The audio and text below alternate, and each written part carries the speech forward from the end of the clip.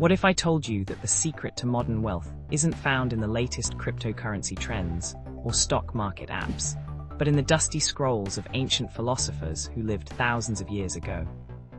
These brilliant minds weren't just contemplating the meaning of life, they were dropping serious financial wisdom that's more relevant today than ever before. Let's start with Aristotle, who had a fascinating take on money that could transform your relationship with wealth.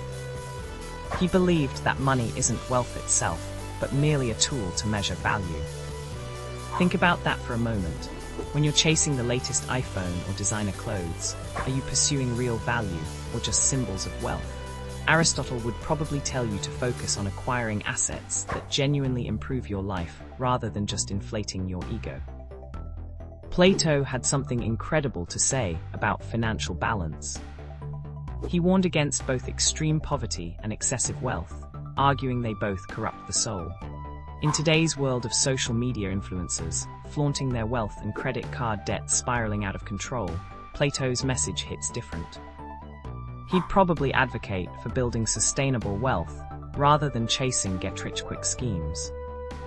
Enter Seneca, the ancient Roman philosopher who was actually one of the wealthiest people of his time. Despite his fortune, he lived modestly and taught that true wealth comes from wanting what you already have. Imagine applying that to your life. Instead of constantly upgrading your lifestyle with each pay raise, what if you learned to find contentment while building your savings? The Greek philosopher Epicurus dropped some serious knowledge about happiness and money that would make most financial advisors jealous. He argued that the richest person isn't the one who has the most, but the one who needs the least. In our modern consumer culture, that's revolutionary thinking.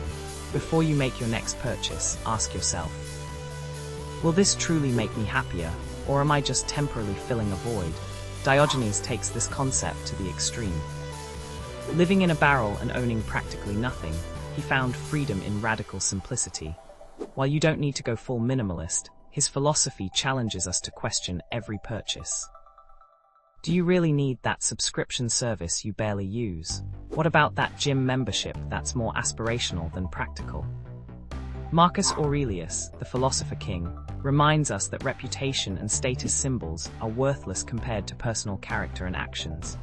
In an age of personal branding and social media influence, his wisdom cuts deep.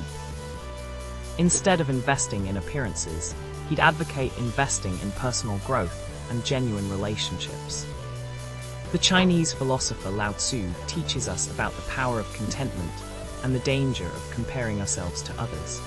He'd probably look at our modern habit of measuring success against Instagram lifestyles and shake his head. True wealth, he'd say, comes from knowing what's enough. These ancient thinkers understood something profound about money that we often forget in our fast-paced, consumer-driven world. They knew that wealth isn't just about what you own, but about your relationship with what you have and don't have. They understood that financial freedom isn't about having unlimited resources, but about mastering your desires and making conscious choices. Their collective wisdom boils down to this. True wealth comes from aligning your spending with your values, finding contentment in what you have, and investing in what truly matters. In a world of cryptocurrency, day trading, and instant gratification, these ancient principles might seem old-fashioned, but their power lies in their timelessness. They worked thousands of years ago, and they work just as well today.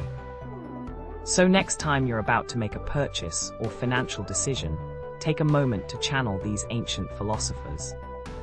Ask yourself, would Aristotle see true value in this? Would Seneca consider this a need or a want? Would Epicurus think this would add to my happiness? Sometimes the oldest wisdom is exactly what we need to navigate our modern financial world.